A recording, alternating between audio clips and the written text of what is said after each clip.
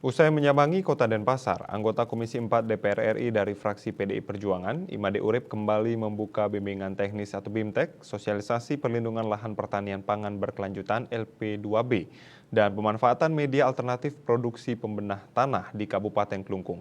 Wakil Rakyat Sejuta Traktor yang akrab disapa MU ini turun bersama Direktorat Jenderal Sarana dan Prasarana Pertanian Kementerian Pertanian dengan menghadirkan narasumber PLT Kepala BSIP Provinsi Bali, Imade Rayasa.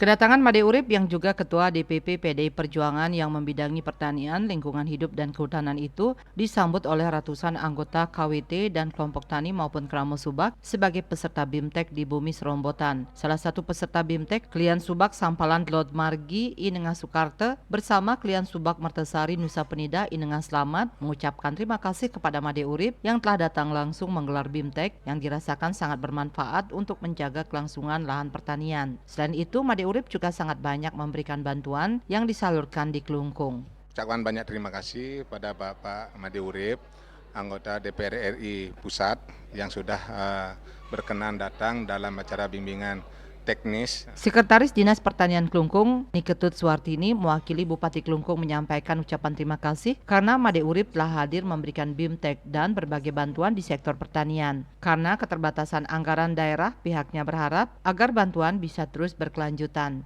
Mewakili Kadis Pertanian dan Ketahanan Pangan Provinsi Bali, Kabid Sumber Daya Pertanian Dinas Pertanian dan Ketahanan Pangan Provinsi Bali, Sang Ayu Ketut Sri Wahyuni juga mengucapkan terima kasih atas perhatian dan dukungan Made Urip bersama Ditjen PSP Kementan yang ikut andil dalam pengembangan sumber daya pertanian sesuai visi Nangun Satkerti Loka Bali. Disadari lahan pertanian di Bali terutama lahan sawah sangat dibutuhkan untuk menjaga ketahanan pangan berkelanjutan yang sedang menghadapi ancaman serius akibat laju alih fungsi lahan. Sementara itu, Koordinator Perlindungan Pangan Ditjen PSP Kementan, Dr. Dede Sulaiman mengakui BIMTEK ini sebagai amanat yang terus digenjot sesuai dengan inisiatif Made Urip yang mendorong perlindungan lahan pertanian termasuk di Kabupaten Klungkung.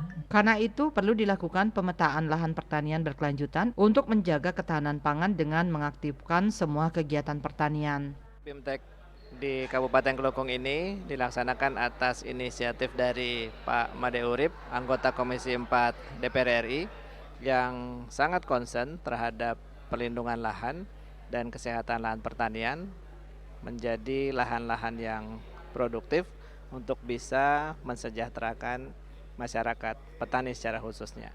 Sebagai wujud kerjasama dengan Kementerian Pertanian yang mengurus tentang sektor primer untuk menambah kapasitas dan wawasan di sektor pertanian, anggota DPR RI 5 periode dengan suara terbanyak Dapil Bali dan ranking ke-7 nasional yang sangat konsen memperhatikan sektor pertanian di Bali itu selalu duduk di Komisi 4 DPR RI karena kecintaannya dengan kaum marhaen yang harus dibantu dan dibela. Jika hanya mengandalkan APBD saja, tidak akan cukup memenuhi kebutuhan anggaran di sektor pertanian sehingga harus dibuka akses bantuan dan program dari APBN, terutama menjembatani kepentingan untuk pemberdayaan petani dan penyuluh termasuk di Kabupaten Klungkung.